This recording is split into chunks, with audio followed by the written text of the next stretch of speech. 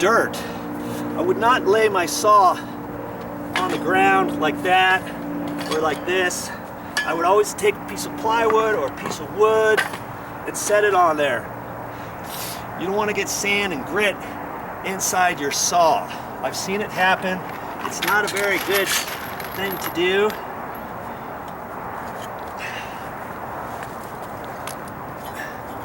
Because I got the indentations on here, let's just see if I can tap this right into the indentation and see if it'll stick. Slightly stuck. It kind of wants to lift.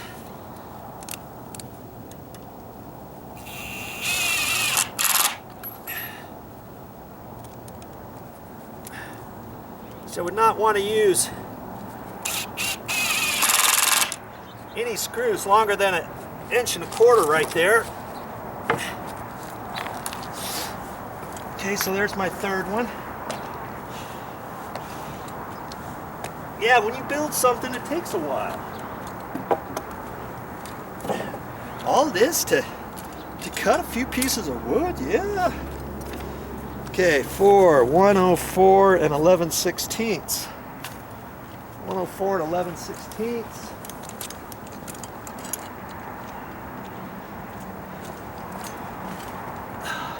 This one's got the worst checks, so I'm gonna cut this one, this end. The other end is pretty okay. I just wanted to see if you can see that. I think you can. I'm not going to move the cords or anything. 104 and 11/16.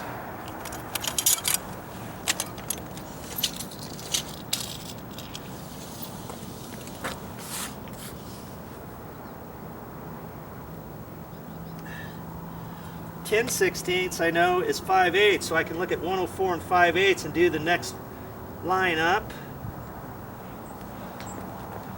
Look at it, 11/16, number 4. And when you first learn how to read a tape measure, it's actually kind of tricky. You just have to, the more you work with it, the better you'll be.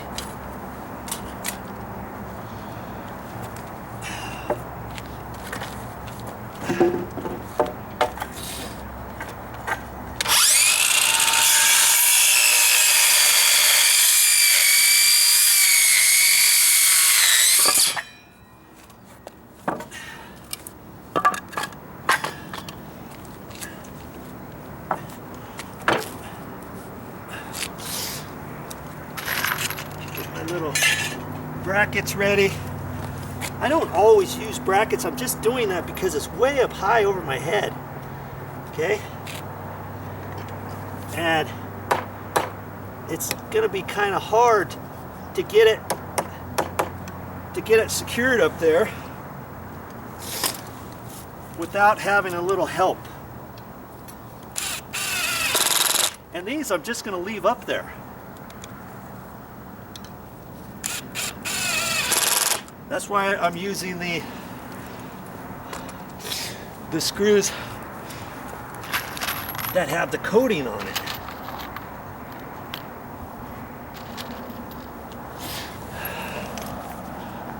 See, the ones that have the coating on there,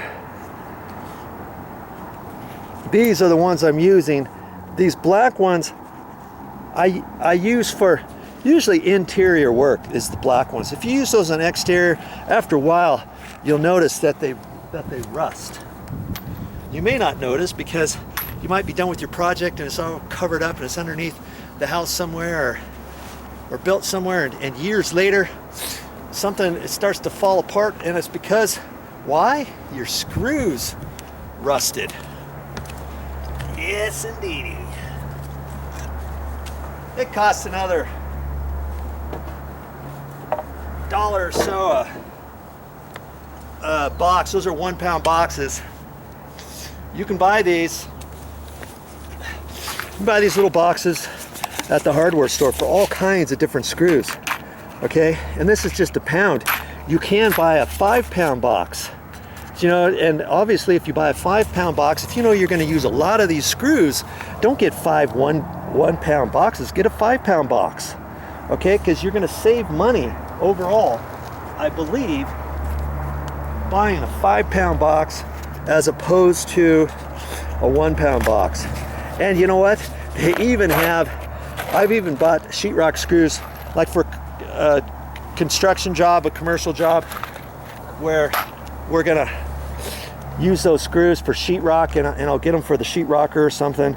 And you can buy them. You can buy them in a big old huge box, like oh, I don't know, 20 pounds, 25 pounds, 22 pounds of just sheetrock screws. And of course, you can get them even cheaper doing that. But around the house, usually a 1-pound box. I got all kinds of sizes on those screws that I get from the store.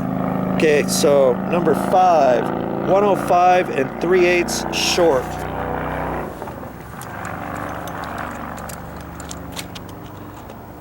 That one looks good.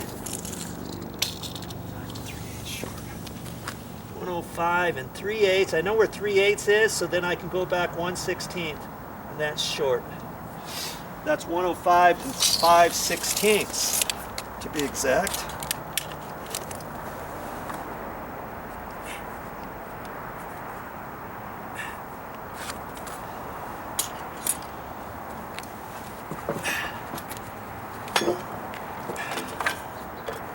Get your foot out of the way, get your knee out of the way. Usually you don't want your leg right behind the saw, okay? Because if you don't know what you're doing and you're cutting off too long of a piece, this thing could back up and the blade could actually go the opposite direction and it could come straight out. And if you got your leg or knee right in front of it, right behind it, you could run that right up your leg. And the funny, it's not funny, but the very first time I ever used a saw, the very first time, I was at a construction site working with my uncle. Hey, go cut this wood. Come on, you can do it. I've never used a saw before. And I measured the board. The board was really long, and I only needed something about this long. And so I picked the board up, and this side was touching the ground. You never want to have that side touching the ground, the part that's cut off. Okay? I would have to hold that up like that and cut it. I didn't know that. And so I had it down like that. This side was up because it was long. I start making the cut, and I'm here like this, and I had my leg back like that, and as it was about 3/4 of the way through, it backed up. And trust me, when it backs up, I'm talking the blade actually goes the opposite direction and it whipped the saw right up like this, and it went like this, and it went doing. And I thought I had just cut myself, or I cut my leg or something, but I had a keychain in my pocket, and it hit the keychain. It had a wire thing on the end of the keychain, wire braided deal. It hit that and it flung off. Had that not been there, that saw would have been cut right up in my thigh. It would have been nasty. You just never know. So if there's anything that you've caught on this video, if you know everything else but that one tip that I just told you about, you'll be worth your weight in gold for watching this video, because you do not want to take a piece of wood, if you're cutting a piece about in the middle of this, to let that side stick down and touch the ground. Okay? It makes it very difficult. As you're cutting here, you're going to have to sort of, I mean, it wants to bind because this wants to fold in. Okay? So if I were cutting right here, I'd get my leg out of the way, and I'd really have to bear down and hurt my toes in my foot in order to and push down on here in order to cut that through, and then cut it kind of fast towards the end. Usually you don't have that. Usually you don't have that issue, because when you have long boards, maybe you're only cutting off a little piece like this. Okay, Get your leg out of the way.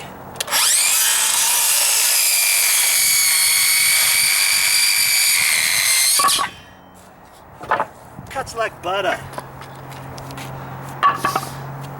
Years ago, they didn't used to have carbide tip blades. Each one of these tips on the blade itself has a little carbide tip on it. I'm doing this because my finger's off the trigger, plus there's a safety on here too, and it's battery operated. Okay, I wouldn't normally do this. And there's another tip for you. If you have an electric skill saw and you ever want to start adjusting things on it or doing something, I would suggest changing your blade or anything like that. I suggest unplugging it from your extension cord before you work on it. You never know, because on most commercial skill saws there is no safety button, okay, like there is on this. There's a button either on both sides. You have to press that button before it'll turn on, okay, because see, I'm turning the button now, nothing happens. But on most commercial skill saws, you don't have that. Okay, so if one little accident happens and you're trying to tighten the blade up or something on here, or change the blade, and you happen to touch that, you could chop your finger off. Okay, and here's another tip for you. Some guys I've seen, they'll lift this up and they'll put a little nail up in there, and they'll keep this up, especially if they're cutting 45s or something like that, because it's hard to start it. You got to hold it with almost two hands. Hold this and line it up and lift this up and start pushing, where sometimes you want to hold on to the board and you just want it at an angle, and if you start cutting, lots of times this guard gets in the way. Okay, and so some guys I've seen put a nail in there, and then they leave that the guard's always up like that when they're cutting. That's very dangerous. I used to do that a few times in working commercial work or residential work, wanting to cut stuff, and some guys did that just making the regular cuts, and they thought, oh, it's easier to do that than the guard's not in my way and all that. Please don't do that. Try to do it any other way you can without lifting this up. And I've seen people, they'll put a pencil in there. You can put a pencil in, you know, in between this right here, or a nail stuck up in there. Now I'm showing you what not to do, but hey, just don't do it, okay? Be safe, not sorry. There's my tip for the day.